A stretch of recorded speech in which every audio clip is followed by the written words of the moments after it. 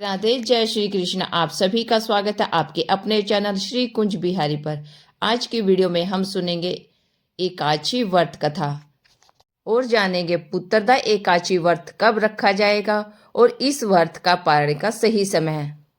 अगर वीडियो अच्छी लगे तो वीडियो को लाइक करें, शेयर करें और चैनल को सब्सक्राइब करके बेल आइकन जरूर दबा लें ताकि आने वाली हर धार्मिक और बेहतरीन वीडियो आप तक पहुंच सके। तो शुरू करते हैं आज की वीडियो। पौष मास के शुक्ल पक्ष की एकादशी को पुत्रदा एकादशी कहते हैं। इसका कई पुराणों में जिक्र है। पद्म पुराण में कहा गया है कि सब पापों को हरने वाली उत्तम तिथि है। समस्त कामनाओं और सिद्धियों के दाता भगवान नारायण इस तिथि के अधिदेवता है। ऐसा कहा जाता है कि जो इस एकादशी का व्रत करता है उसके वंश में निरंतर वृद्धि होती है। इस महीने में भगवान विष्णु और मां लक्ष्मी की भक्ति भाव से पूजा की जाती है। वही साथ ही संतान प्राप्ति के लिए व्रत रखा जाता है। इस साल पुत्रदा एकादशी पर कई दुर्लभ और मंगलकारी संयोग बन रहे हैं। साल में दो पुत्रदा एकादशी आती है, एक सावन के महीने में और एक पौष मास के। दोनों का अपना महत्व है, इसलिए दोनों एकादशी का व्रत करना चाहिए। ऐसा कहा जाता है कि जो साल भर एकादशी व्रत करता है और हर एकादशी पर लक्ष्मी नारायण की पूजा कर द्वादशी पर व्रत खोलता है उसके घर में सुख समृद्धि एवं खुशहाली आती है। इसके अलावा वंश वृद्धि का वरदान भी प्राप्त होता है। इसके बाद जनवरी में माघ मास शुरू हो जाएगा। तब माघ मास के कृष्ण पक्ष में षटतिला एकादशी आएगी जिसका भी अपना बहुत अधिक महत्व है। अब जान लेते हैं कब है पुत्रदा एकादशी व्रत और पारण का क्या समय है। इस साल 2025 के आखिरी दिन से इस एक दिन पहले 30 दिसंबर को पौष माह के शुक्ल पक्ष की पुत्रदा एकादशी पड़ रही है। एकादशी तिथि की शुरुआत 30 दिसंबर को सुबह 7:50 से शुरू होगी। इसका समापन अगले दिन यानी 31 दिसंबर को सुबह 5 बजे होगा। ऐसे में इस एकादशी का व्रत 30 दिसंबर को रखा जाएगा। इसका पारण 31 दिसंबर 1:29 से लेकर दोपहर 3:33 के मध्य पारण किया जाएगा। इस व्रत के पुण्य प्रताप से साधक के सुख सौभाग्य और वंश में वृद्धि होती है। खासकर पुत्र प्राप्ति का वरदान मिलता है। भगवान विष्णु कहते हैं कि त्रिलोकी में इससे बढ़कर दूसरी कोई तिथि नहीं है। इस एकादशी का व्रत राजा सुकेतुमान ने किया था। इसके फल से उन्हें तेजस्वी पुत्र प्राप्त हुआ। ऐसा कहा जाता है कि जो इस व्रत को करता है वे इस लोक में पुत्र पाकर मृत्यु के पश्चात स्वर्ग को जाते हैं। श्रोताओं, अब सुनते हैं पुत्रदा एकादशी व्रत कथा। बहुत पहले समय की बात है। भवदावतीपुरी में राजा सुकेतुमान राज्य करते थे। उनकी रानी का नाम चंपा था। रानी और राजा का बस एक ही दुख था कि उनकी कोई संतान नहीं थी। राजा को बहुत समय तक कोई वंशधर पुत्र प्राप्त नहीं हुआ, इसलिए दोनों पति पत्नी चिंता और शोक सागर में डूबे रहते थे। राजा के पितर भी राजा के इस दुख से दुखी थे क्योंकि उन्हें भी चिंता थी कि राजा के बाद और कोई ऐसा नहीं दिखाई देता जो हम लोगों का तर्पण करेगा। एक दिन राजा घोड़े पर सवार हो वन में जा रहे थे। राजा के महल में किसी को भी इस बात का पता न था। राजा उस घने जंगल भ्रमण करने लगे। मार्ग में कहीं शियार की बुलाई सुनाई पड़ती तो कहीं उल्लुओं की आवाज।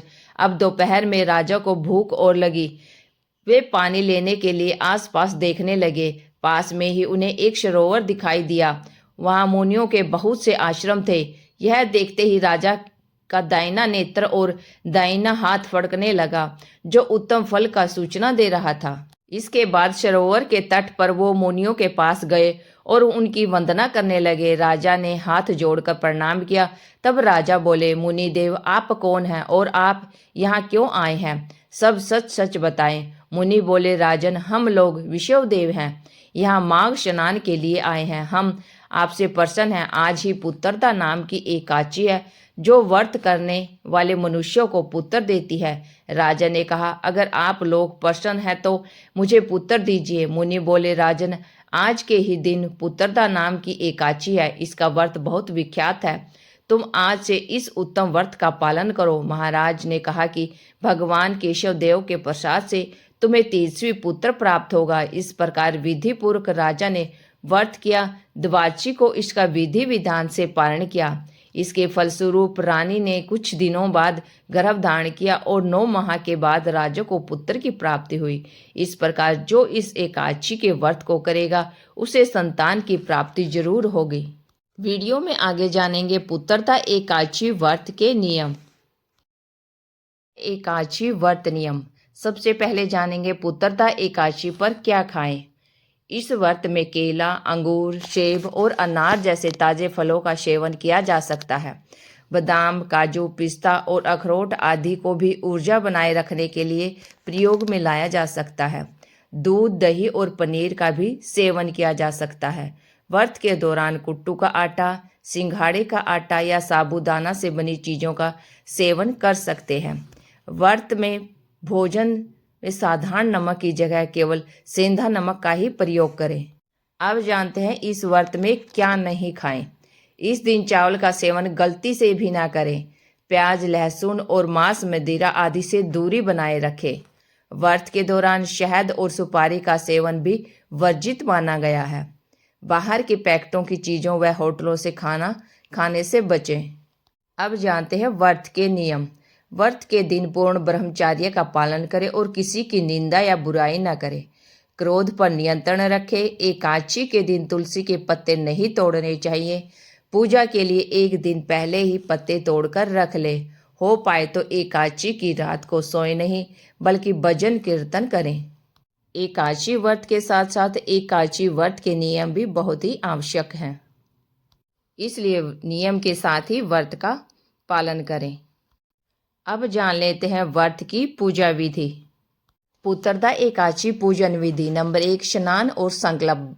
ब्रह्म मुहूर्त में उठकर स्नान करें, स्वच्छ पीले वस्त्र पहने और हाथ में जल लेकर संतान प्राप्ति की कामना के साथ व्रत का संकल्प ले। नंबर 2, विष्णु पूजा। एक चौकी पर पीला वस्त्र बिछाकर भगवान विष्णु और लक्ष्मी जी की प्रतिमा या तस्वीर स्थापित करें। नंबर 2, गंगा जल या पंचामृत से अभिषेक करें। पीले चंदन, पीले फूल, तुलसी दल अर्पित करें। धूप दीप लाएं और ओम नमो भगवते वासुदेवाय मंत्र का जाप अवश्य करें। नंबर 3, भोग और कथा। भगवान को तुलसी दल के साथ मिठाई, फल और चरणामृत का भोग लगाएं। विधिवत व्रत कथा का पाठ करें और सुने। नंबर 4, आरती और अक्षमा याचना। भगवान विष्णु और लक्ष्मी जी की आरती करें और भूल चूक के लिए अक्षमा प्रार्थना अवश्य करें। नंबर 5, व्रत और फलाहार। दिन भर अन्न का त्याग करें। केवल फलाहार, फल, दूध, साबूदाना आदि या जल ग्रहण करें। नंबर 6, पारण। अगले दिन शुभ मुहूर्त में व्रत खोले, जिसमें ब्राह्मणों को भोजन कराकर दान दक्षिणा देकर ही अन्न ग्रहण करें। पारण से पहले अन्न नहीं खाना चाहिए। ध्यान रखने योग्य बातें। एकादशी के दिन चावल, लहसुन, प्याज और मांसाहार का सेवन बिल्कुल न करें। सत्य, अहिंसा और संयम का पालन अवश्य करें। रात में जागरण करें और भजन कीर्तन करें। भगवान विष्णु का एकादशी व्रत बहुत ही फल देने वाला है। अगर संभव हो सके तो आप एकादशी का व्रत रखें। अगर व्रत न रख सके तो भगवान एकादशी की कथा सुने। अगर व्रत न रख सके तो कथा सुनकर ओम नमो भगवते वासुदेवाय का जाप निरंतर करते रहें। आज की वीडियो आपको कैसी लगी? अगर अच्छी लगी है तो वीडियो को लाइक करें, शेयर करें और चैनल को सब्सक्राइब करके बेल आइकन जरूर दबा लें ताकि आने वाली हर वीडियो की अपडेट आप तक पहुंचती रहे। भगवान विष्णु और माता लक्ष्मी की कृपा आप सभी पर बनी रहे। राधे राधे। जय श्री कृष्ण। और कमेंट बॉक्स में जय श्री हरि अवश्य लिखे। राधे राधे।